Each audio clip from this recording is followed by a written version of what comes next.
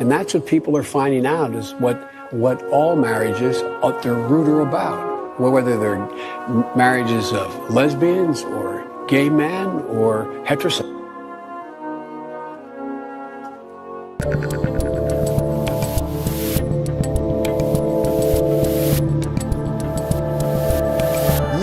Yo, I'm Dave Rubin. This is the Rubin Report. It's December 14th, 2022. We're live streaming on Rumble, YouTube, and BlazeTV. If you have not subscribed, click the subscription button on the platform of your choice. Would you do me a solid and go ahead and do that? That cold open was a big moment yesterday of Joe Biden's mic going out as he was giving some sort of prepackaged speech because they passed the Respect for Marriage Act. This was a very important thing that the government did.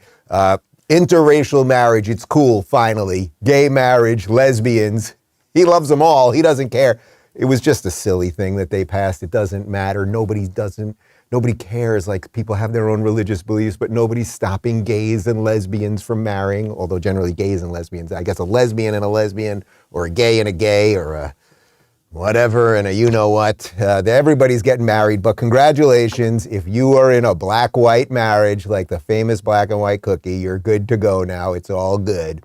But it was just sort of perfect that as Biden is saying the lesbians are good to go, the gays are good to go, tries to say something about heterosexuals, and then the mic cuts out.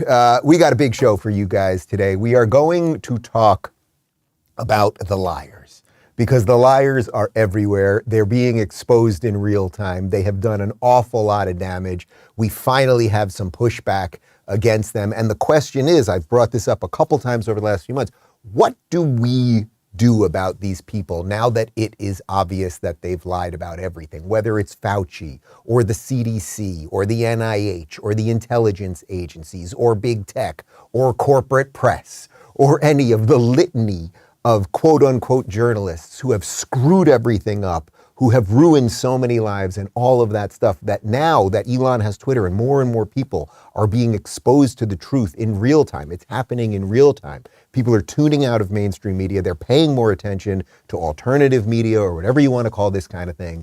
And they're waking up. And how do we arbitrage those two situations? A set of people who have been lied to and maybe are waking up, although a lot of them will never wake up, versus the people that know the truth, or at least something approximate to the truth. How do we function in a society together? That is the question. Before we get to that, though, I want to give a healthy shout out to Brock, who is our new team member in studio today for the first time. And it hit me right before we started the show, guys. Do you realize in this studio right now, we have a Brock, a Phoenix, and a Connor.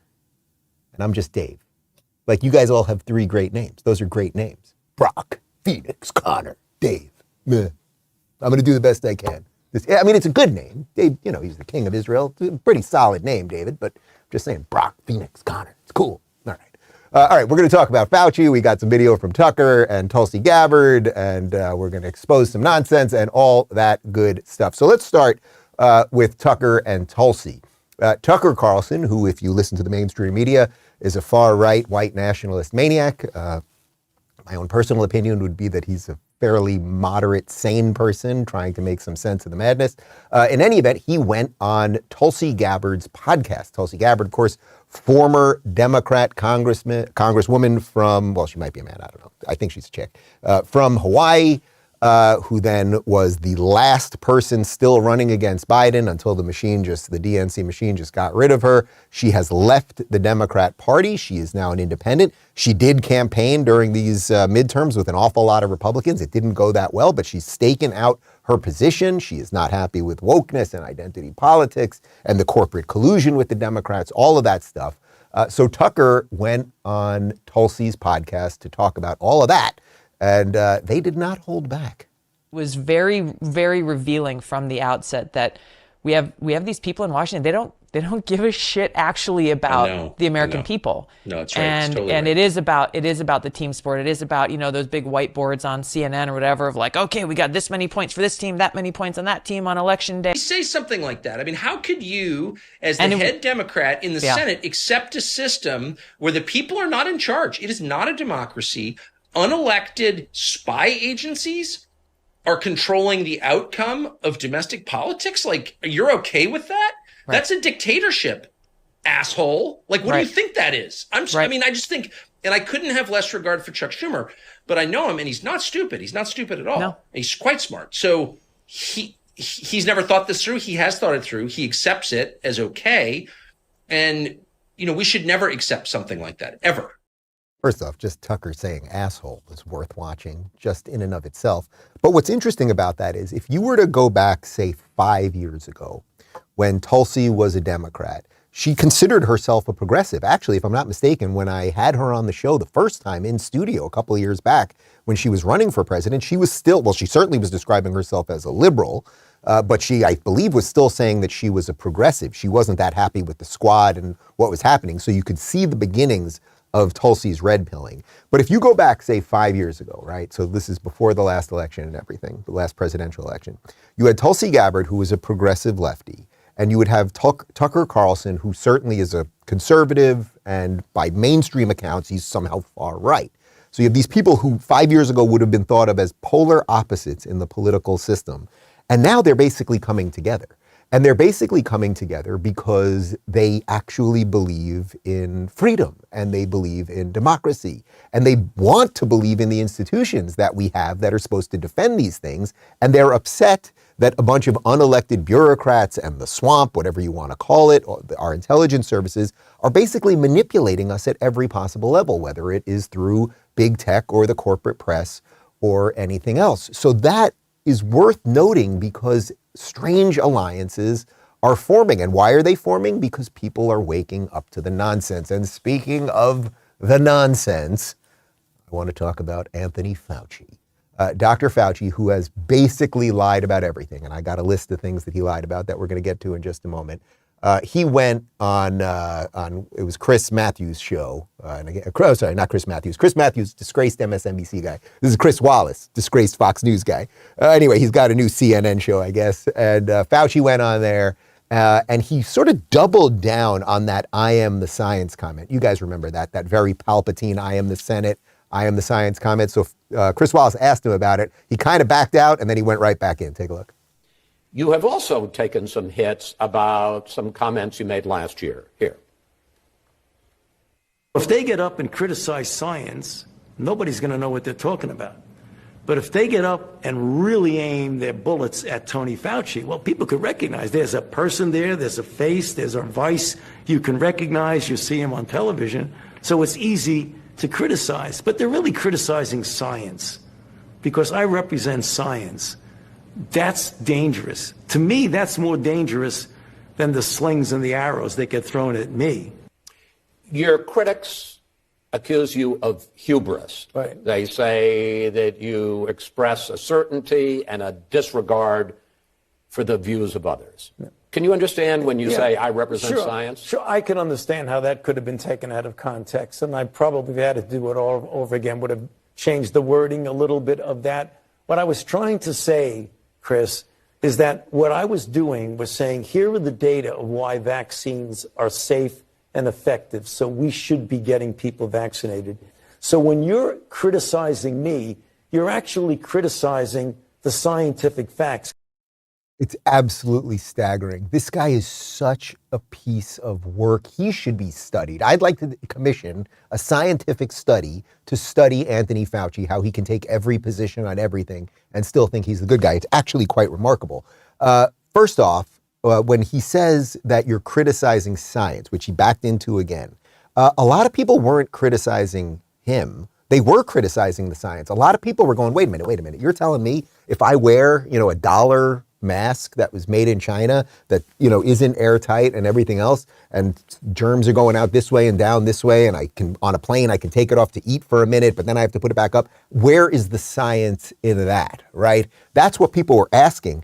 And when people asked that question, he took that as a criticism of him. If you remember the first year of COVID, and I know what they purposely make us all crazy so we can't remember anything. If you remember the first year of COVID, nobody was criticizing him. Nobody was. People were welcoming lockdowns. We were open to all of these ideas. An awful lot of, I can't say everybody, but the vast majority of people. Also, right at the end there, he's still talking about the efficacy of the vaccines. The vaccines do not work. As I said on the show yesterday, it's only my own personal experience, but I think we all have personal experience that has some validity. My entire family, parents, sister, aunt, uncle, cousin, me, a couple other people I know, all got COVID last week. I'm the only one not vaxxed. I was completely fine outside playing basketball all day. Everybody else was sick, various ages, some older, some younger. You don't even need to know the anecdotal stuff to understand that. We all know now that it was sold, the vaccine was sold to us. You will not get nor transmit COVID, lie. Booster shot, you'll get lesser COVID, lie. Masks work, lie. Quarantines work, lie. It's just lie after lie after lie. But Fauci still, this guy, I'm commissioning a study. That's it, guys. We're commissioning the Find Out What the F is Wrong with Anthony Fauci study by Dave Rubin and friends. He still cannot believe that people criticize him. It's a bit bizarre, I think, in our day and age to have health officials who are doing nothing more than trying to get people to be safe and save their health and their lives and their family to get attacked in a way. He was just trying to help everybody, guys. He was trying to help you when he was for locking you down. He was trying to help you when he was for putting your kids out of school, et cetera, which reminded me that Fauci said a couple weeks ago that he had nothing to do with school closures. You may remember this. They always come back and say Fauci was responsible for closing schools. I had nothing to do. Let's get down to the facts. He had nothing to do except we've got video. If we get community-based cases throughout various parts of the country, then you use that information to make the decision if they're going to do what you said, which is do the kind of social distancing that includes teleworking, closing schools, etc. By the time we get to the fall, that we will have this under control enough that it certainly will not be the way it is now, where people are shutting schools. My optimistic side tells me that we'll be able to renew to a certain extent, but it's going to be different. Remember now, because this is not going to disappear. So we're going to have in place the capability of doing the things that we talk about all the time on this stage, to identify, to isolate, to contact trace. So if you at least agree that the general principle is to try as best as you can to get the children back to school, I think you have to put that in the context that an important issue in that is to make sure you do whatever you can to safeguard the safety and the health of the children as well as the teachers. And that should guide your policy. See, as a father, if I could just say, I would be delighted to send my kids back to school. I mean, remote learning is horrible, especially for younger kids. It's just not the way that kids are supposed to learn. Okay, we cut a whole portion of that. There are many, many instances of him being for school lockdowns. We also played you guys the video a week ago. Remember when people were asking him about how draconian the Chinese lockdowns are that are happening all over China right now? And they're literally barricading people in giant, massive apartment buildings, and they have this zero COVID policy. And related to that, he had the balls, the gall to say that, yeah, it could kind of work until you get things under control.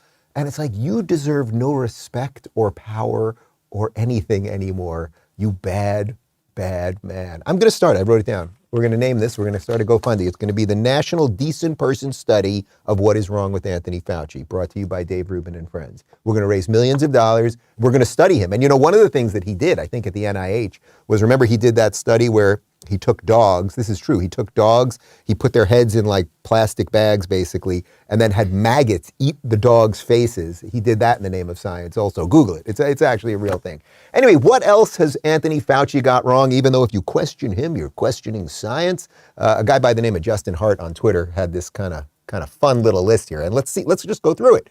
Transmission. Was Anthony Fauci right or wrong? Well, we know he was wrong because he said if you get the vaccine, you will not transmit. PCR test. Yes, we know he was wrong. Fatality rate. They got that wrong many, many times over time. We knew at the beginning this was something like 99.9% that you'd be okay if you got COVID. Lockdowns, which he says he's never for. Yes, he got that wrong. School closures, said he was never for it. Got that wrong.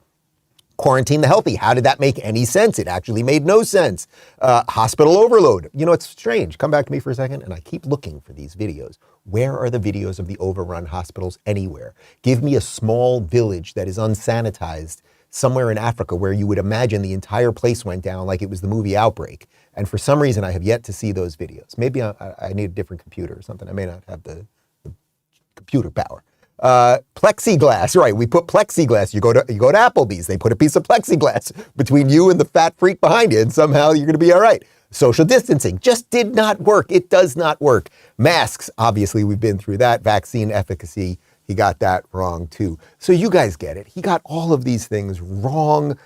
I don't know. You know, I said on the show yesterday, I don't know if Fauci is evil. And a lot of people were pushing back like, Dave, he is evil. I don't know. I don't know. I don't know if he is just a bureaucrat, a rich bureaucrat drunk on power. Maybe that is the very definition of evil, actually.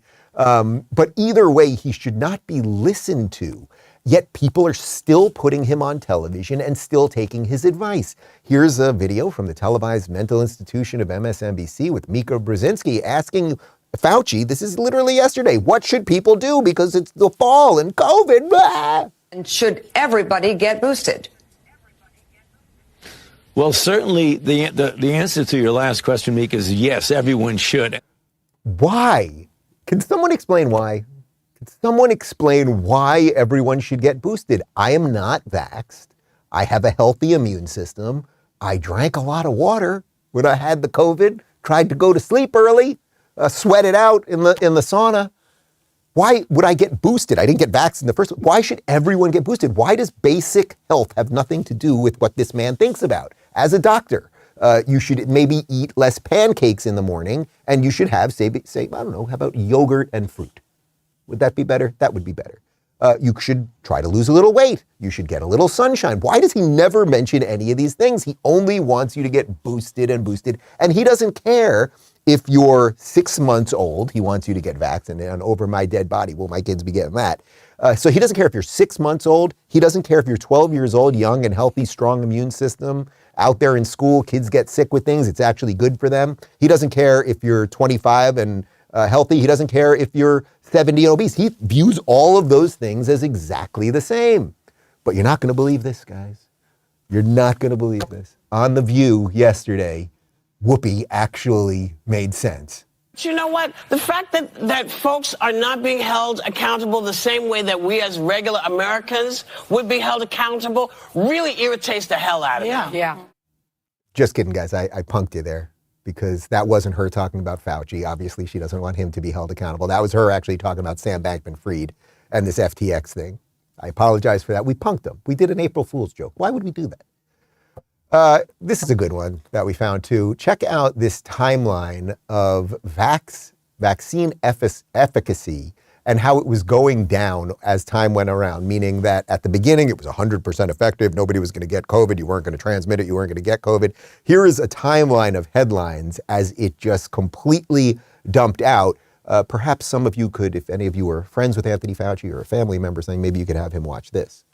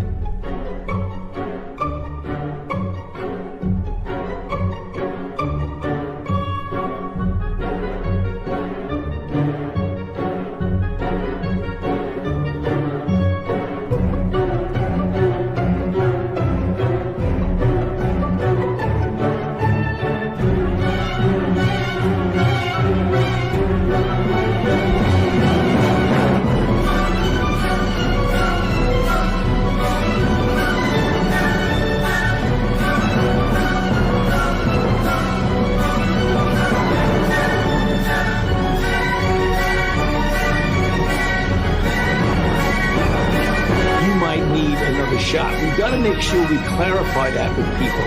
It has nothing to do whether or not it's effective. We know it's highly effective.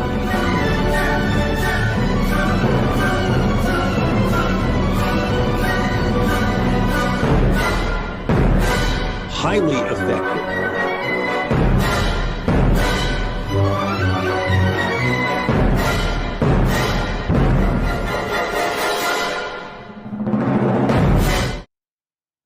That is good. That is good stuff. Do you think that might be connected to why these people want to control the internet? Do you think that's why they want to go out of their way to make sure that the meme makers are deleted and that people who go against the narrative are deleted, or why they lie about so many things so that you can't remember what happened? And that's why I do the show the way I do it. That's why I show you those videos, just watching those numbers precipitously drop. And Fauci still yesterday telling people to get boosted. Absolute nonsense. But now I'd like to contrast nonsense with actual sense, common sense and decency, which is happening right here in the state of Florida. Yesterday, I was one of probably about 10, maybe a dozen people that were invited to Governor DeSantis's video stream. He did a live video stream yesterday with a bunch of COVID experts, a bunch of doctors, a bunch of people who have been harmed by vaccines. It was really quite extraordinary. He did a couple-hour, basically a live talk show. And if you want to know something about DeSantis that really, I think, you don't see on the outside, but I can see as someone that's sort of on the inside of this thing. We go to this big studio, and we're going to show you a couple clips in just a moment. Big studio, big giant TV screens everywhere, cameras everywhere. As I said, about 10, 12 people that were there to watch and report on what was going on. Panel of doctors, and as I said, some of the people who've been hurt by the vaccine, all of this stuff. There's Zoom people everywhere. He's taken all these questions. He did it all live. I mean, I watched it happen. There was no rehearsal. They literally all walked in and sat down. The guy basically ran a live 3-hour talk show to bring vaccine information and now talk about what Florida is going to do related to all of the misinformation and vaccine nonsense. Here's Governor DeSantis. It is against the law to mislead and to misrepresent, particularly when you're talking about the efficacy of a drug.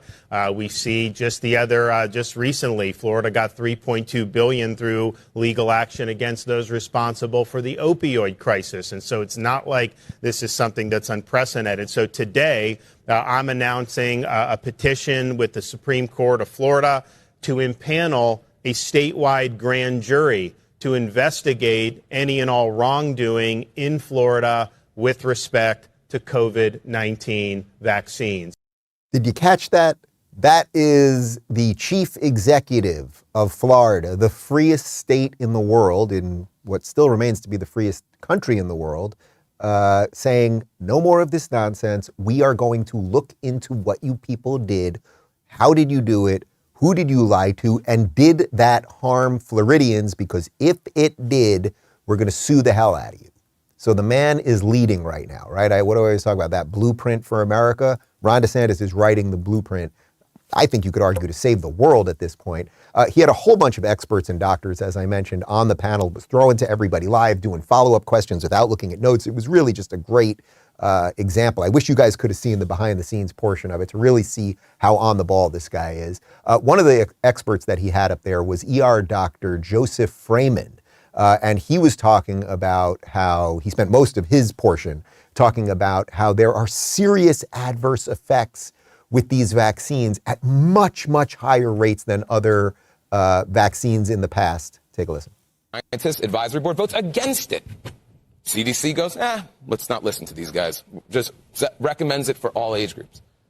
The safe and effective terminology that's been used has been based on, it's uncertainty. This is based on, it's a lie. Myself, along with 6 other scientists, our international team, we basically went back to the original clinical trials, looking at serious adverse events. They're defined by both Pfizer and Moderna and assigned by them. We're looking at that. We went in to reanalyze it, take a magnifying glass, look closer, because they originally reported that there was no harm. There was no serious harm from these vaccines. And so we basically were using a list that was a WHO-endorsed list of adverse events that they thought were potentially going to be caused by the vaccine before we ever even authorized it. To our surprise, in the Pfizer trial, the first vaccine to go through, there was a 37% increase in the number of serious adverse events. That was never reported, not by the FDA, not by Pfizer. It turns out with both Pfizer and Moderna, we had a 1 in 800 risk of serious adverse events. These are from that list. So now, to understand what a 1 in 800 means, consider that our other vaccines have about a 1 in a million. 1 in a million, maybe 2 in a million. This is not the same sort of safe and effective doesn't change. It's not even a scientific wording, safe. It's not safe enough. It's more of a campaign, like a campaign slogan, or not even. It's a advertisement. And that 1 in 800 number, that's for short-term risks. Okay, so the guy you heard speaking at the end, talking about the short-term risks, that's Brett Weinstein, who's been on the show many times.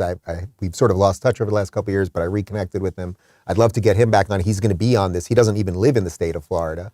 Either does Dr. Freeman and either does Dr. Bhattacharya, who we're going to talk about in just a sec, but they're all going to be part of this panel, which is absolutely spectacular. The key part of what he said there was not only, I get you guys all understand the sort of dismissals, the CDC just ignoring a lot of the science, but the numbers, this 1 in 800, so meaning that when they were testing the Pfizer and Moderna vaccines, the mRNA vaccines, they found out that serious vaccine injury, and further, we didn't play all of it, but he talked about what serious means. I mean, it's real stuff. It's not just like my fingers tingled for a day. It's like real stuff related to your heart, your brain, et cetera, your nervous system.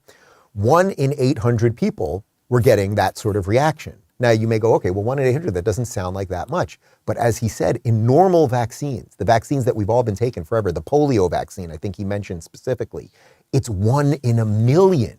Do you see the difference between 1 in 800 and 1 in a million? And Fauci's out there every day saying it's safe and effective, which, as Dr. Freeman points out, safe and effective is not even a medical term. It's not even a medical term. Anyway, it continues because, as you guys know, there has been all of this information about heart disease with young men, specifically myocarditis. Dr. Ladapo, who is our Florida Surgeon General, and this guy, if he was anywhere else besides Florida, would be a massive star. And I don't want to play the sort of woke identity politics game, but it's partly because he is black. He is black. Now, that's not why Governor DeSantis hired him. He hired him because he's a damn good surgeon and a good scientist. But he is ignored basically by mainstream media because they can't have a black guy running around saying that there's a problem with the vaccine. Anyway, he goes into a study that he was part of related to myocarditis. We looked at all-cause mortality and cardiac mortality after the COVID-19 vaccines. The study's preliminary. It's not perfect. Most studies aren't perfect. But there are two things that were remarkable. The first thing that was remarkable, of course, was the major finding, which was there was a signal for a markedly increased risk of cardiac death in young men, specifically in that age and sex group. So obviously that's a huge finding. The second thing that was remarkable is that many scientists around the country felt that despite the fact that young men have already been identified as a group that is especially at risk for myocarditis, it was impossible to find that this same group was at increased risk of cardiac death. The theme is the same. You know, there's what makes sense, and then there's, unfortunately, what a lot of our health officials and unfortunately a lot of our colleagues are telling the public. I'm going to give you guys a little bit of homework today. I haven't given homework on the show in a while. I'm going to give you a little homework. Your homework is to find anything that Dr. Ladapo or Dr. Freeman said that is untrue. Because I'm seeing them get attacked left and right all over Twitter, mainstream media, corporate press, all the usual nonsense. They're going to, they're the science deniers, like just all the usual ad hominem stuff. But what's really interesting about what Dr. Ladapo went on to talk about is that we're finding all of this stuff related to myocarditis with young men. And it was at the same time when young men, I mean, they're talking about 12 and 14-year-old kids. They're kids. They don't say young men, they're young boys. This was a group that was not going to die of COVID, that actually has strong immune systems. But still, these people like Anthony Fauci and the people at the CDC and the people at Pfizer and Moderna who sponsor all the mainstream media news, they had no problem and they didn't mind pushing that stuff aside. Sure, there's a 37% increase in myocarditis. Do we care about that? No, guys, got to stock. I mean, what do you think I'm doing over here? Stanford Dr. Jay Bhattacharya, who has been on the show, and obviously Brett's been on the show as well, he actually moved off the specifics of sort of what the vaccines are doing or not doing. And he talked about, I would say, the more blue sky situation that's going on here. What's the bigger issue about control that seems to be happening all over the world? And by the way, this is, I should mention, Dr. Bhattacharya was banned on Twitter even though nobody was questioning his credentials as a Stanford professor and scientist. He was banned on Twitter. Elon Musk just put him back. He went on to talk about what perhaps this is really all about. This has been a tremendously difficult time for basically everybody, but we're near the tail end of it, and it's time to start taking stock of what went wrong and make reforms so this doesn't happen again. I think the centrally important issue that caused the problems is that we silenced people from expressing their thinking, qualified people from expressing their thinking, and as a result, the decision-making at the top of the country was absolutely abysmal.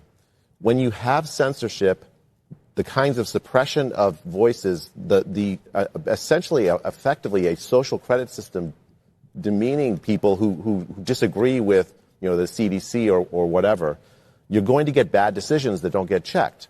And I think I think we have to discuss that, as well as a large number of other pandemic decisions that harmed the lives of tremendous number of people, including vaccine mandates and many other things. Not in Florida so much. And I think we owe the American people that. And I'm looking forward to working in coming years to reform American public health so that when there is another pandemic, we do a much better job than we did during this one. All right. As I said, that guy, Stanford professor, scientist, does he seem like an alarmist? Does he seem like a far-right maniac? Does he seem like a science denier? That guy banned from Twitter until Elon Musk just brought him back. So when you see all these people freaking out about who's back on Twitter, perhaps they're freaking out because the truth tellers are back on Twitter and their narrative is collapsing. What he talked about there really was, I think, the heart of it. We silenced people for a political agenda. And why did you do that? Because in essence, they already have ushered in this social credit system which exists in China, and on your phone you have this score, and did you tweet about that? Did you talk to this person? Who are you friends with? Can you open a bank account then? Oh, you were at a trucker protest in Canada? Oh, well, it's going to be a little harder to get a mortgage, et cetera, et cetera. That is the plan that we are seeing here. Why did Apple, in the middle of the height of COVID, suddenly put COVID tracking on your phone? Do you think that could be used for something else? Like the pieces, guys, what do I keep saying about that puzzle? We have all the pieces. We're putting it together. We don't know exactly what the box looked like. So we don't know exactly what we're putting together, but we're getting a pretty good idea. Here's a little bit more from the governor about the CDC and, do they deserve your trust?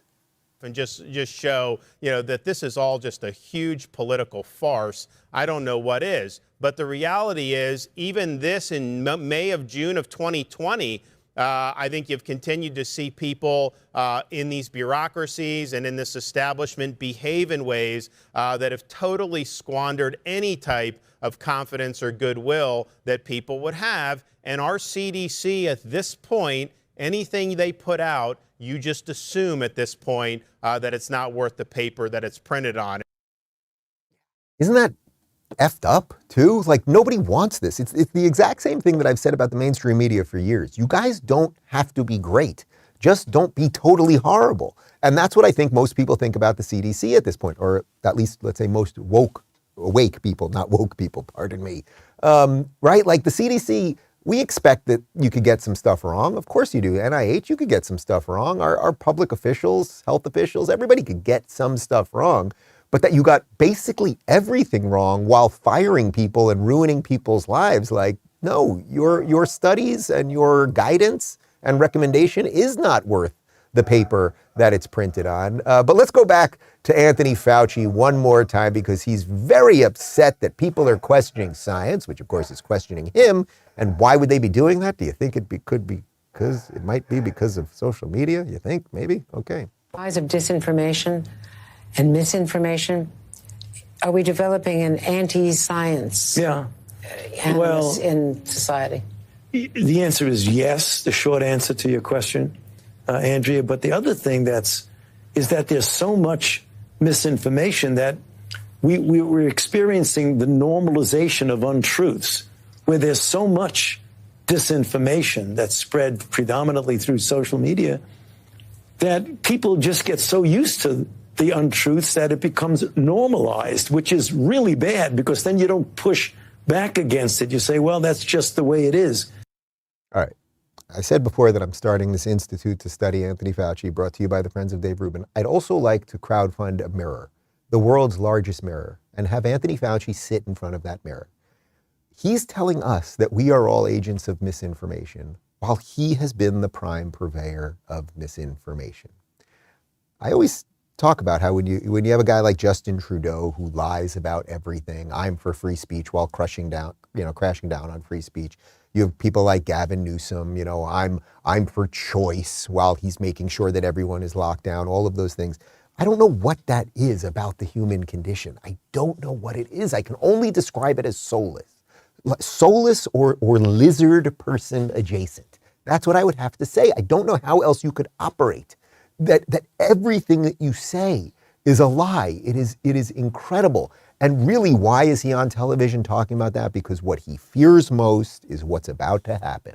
That Elon Musk, who now owns Twitter, has all the files, all the internal documents, the Slack chats, the emails, everything related to who in the government told people to take things down. And once that gets exposed, there is going to be a massive, massive problem because, thank the Lord, the Republicans have Congress now. And they will most likely fail us, and most likely not enough will happen with any of this. But at least there's a chance, and you got to have a chance. Let's continue because we do have our rather spectacular black lesbian press secretary, Karine Jean-Pierre.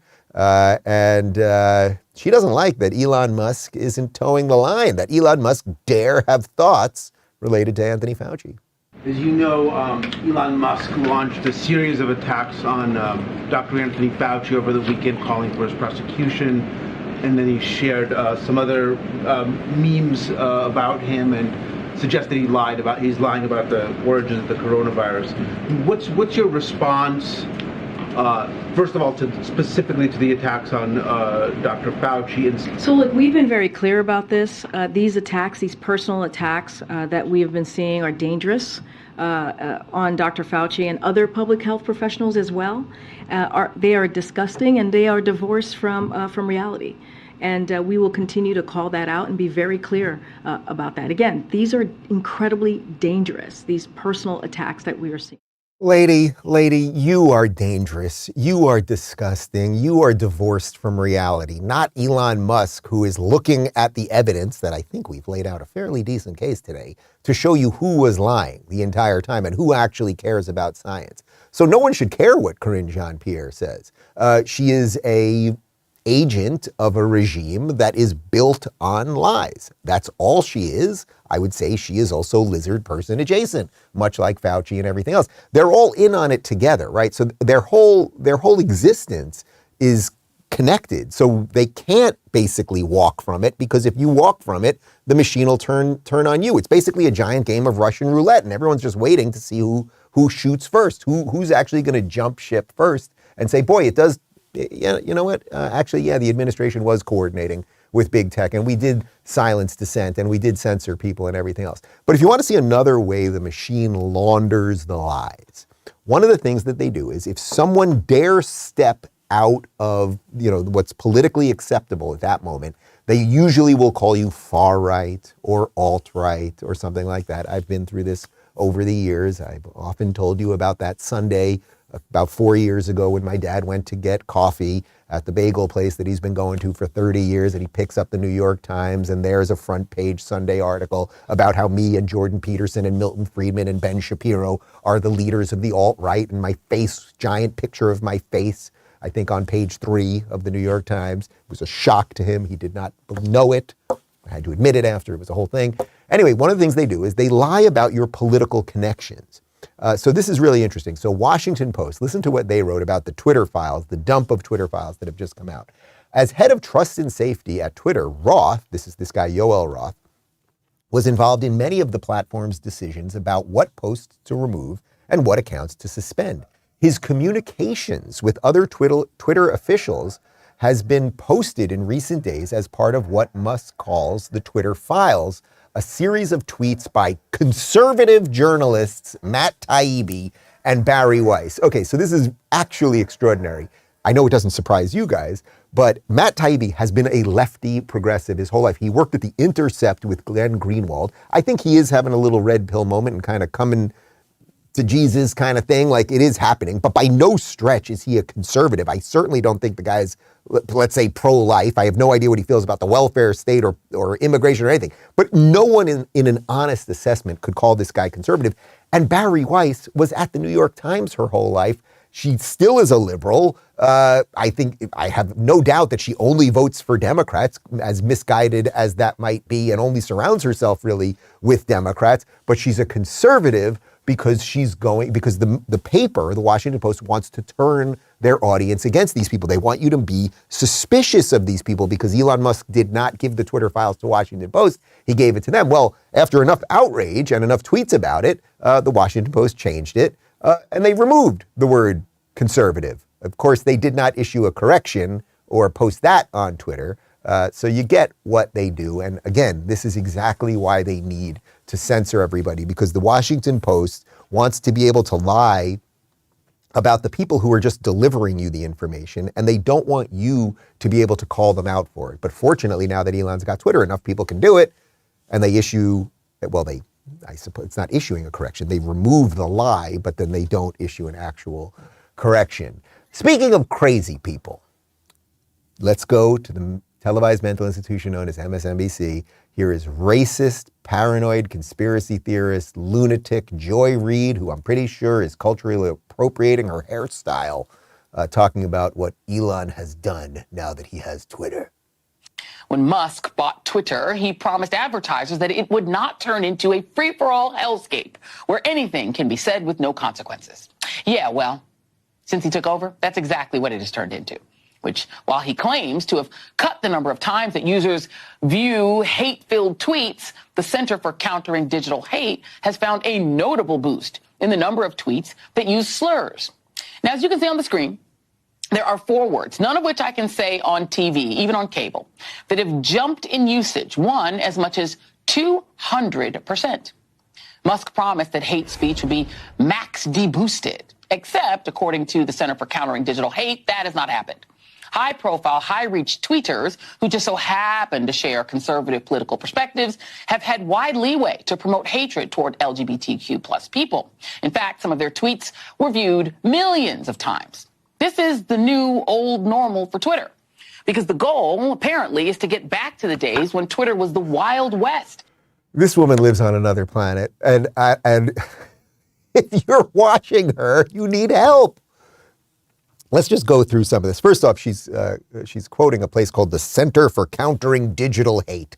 I just have no doubt, like, if somebody wants to do a little research on this, we'll cover it tomorrow. Like, definitely a lefty organization. And they're saying these mean words. I can tell you that my experience on Twitter is completely the reverse. Since he's taken over, I'm getting more love, more people are there, blah, blah, blah. There's more happiness, there's more engagement because people are seeing tweets again. Now, she gives you a list of scary people. These people love lists. So who does she have on that list? It's actually a Rubin Report reunion show. She's got Jack Posobiec, who's been on the show. Apparently he hates gays. You've got James Lindsay, who wrote a book. I think it was called How to Have Difficult Conversations. I mean, the guy's been trying to make some sense of things for quite some time. You've got Lauren Boebert. She must hate gays. Guys, remember when we were in D.C. a couple of weeks ago and I got out of the car and she was just standing there? What did she do? Big hug. Big bear hug from that chick from Colorado. Christina Pushaw, who works for Governor DeSantis, she's coming to my house tomorrow night for our holiday party. I'll have to ask her if she hates gays. It's all such drivelous nonsense. And again, it's such an obvious connection, guys. I know you can see it, but I want it to be burned into your retina of how they need censorship, because if they didn't have censorship, then too many people would know what they're actually doing. On that note, I'm going to show you a black and white video right now. And black and white videos are from a long time ago. This is former FBI agent Howard Smoot explaining how the government will use subversion of language to shift political tolerance towards tyranny. I think you will find, this is literally from about 60 years ago, maybe 65 years ago, something like that. I think you will find it quite curious and relevant to the happenings of today. A constitutional republic, not a democracy. The ideal of a democracy is universal equality. The ideal of a constitutional republic is individual liberty. A democracy always degenerates into dictatorship, which promises government-guaranteed equality and security, but it delivers nothing but poverty and serfdom for the people it robs and rules. America was founded as a constitutional republic to safeguard the liberties of the people against the tyranny of democracy or of one-man dictatorship.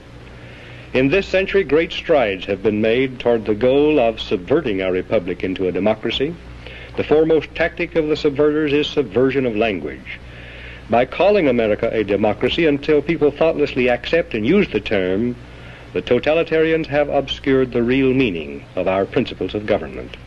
Man, I need to do a whole show. We're going to do it in the new year, a whole show on the difference between a democracy and a constitutional republic. But in essence, the idea that a constitutional republic is designed to protect your individual rights, because that is the buttress against tyranny, right? That is the thing that will stop the authoritarian leaders coming in if we have equal rights for everybody and do everything we possibly can to protect those equal individual rights. So we'll do a whole show on that, because I know it's a little in the weeds, constitutional republic versus democracy, and we think we're a democracy and all of those things. All right, let's get to a couple. RubinReport.locals.com comments. Talway says, it was hard to trust in the science once I started to follow the money. Yeah, I mean, like, it's so weird, because sometimes it's so obvious, like it's so right in front of you that you think it can't be real. We've shown you that video many times where they show you all the commercial ins and outs of all the morning shows and ABC, NBC, nightly news, all of that stuff, where it's brought to you by Pfizer, brought to you by Moderna, brought to you by booster shots. We've shown you that many, many times, and it's like, man, you guys are reporting on the very people who are paying to keep the lights on. Do you think that is a problem, right? Do you think that's a problem? We have sponsors on the show. We actually didn't read any sponsor ads today, but imagine if I was reporting on the Moink farmers and also Moink was sponsoring the show. Do you think there might be a conflict of interest there? You guys, we all see it. That's the thing that's so interesting about this. Florida man Chuck says, I think we need to start a business where we build Fauci piñatas. I bet they would sell like crazy. I would like to hit with a baseball bat a piñata of Anthony Fauci. I have no doubt that Media Matters will now clip that and say that I want to kill him, which is not true. I would just like to have a papier-mâché version of Anthony Fauci filled with candy that I could smack around. That's it. Okay? There. Tony Allegra says, whenever someone says follow the science, you should follow the money. Ain't it the truth? I mean, I think you guys get it. I have to say, before we started the show today, one of the things that I do with the guys is I say, how's the show going to go today? And usually, you know, Phoenix is kind of bullish on this. He'll usually give me like a 9.2 to a 9.4. And Connor, you're a little more skeptical because you've got all the machines in front of you. I'm usually getting like a high 8s with him. But I said to Brock today, what do you think? And he said an 8.7. An 8, like low, 8.7. Like nothing below a 9 is acceptable here. He said an 8.7 on his first day in studio. And I have to say, guys, 9.6. 9.6, if I do say so myself. No lunch for you on your first day, man. Sorry. Guys, don't forget to play along. Subscribe at rumble.com/Rubin Report. And if you want to join us for the live chat during the show, which Brock is now in the live chat every single day, and you can get messages directly to me, and that's where I post all my personal stuff and pics with the kids and the dog and life and just all the stuff that I don't want going on Twitter and everywhere else, RubinReport.locals.com. And we didn't mention her all show, so we leave you with Kamala Harris. Godspeed. So to Africa's young leaders, I say, I am an optimist about what lies ahead for Africa and by extension for the world.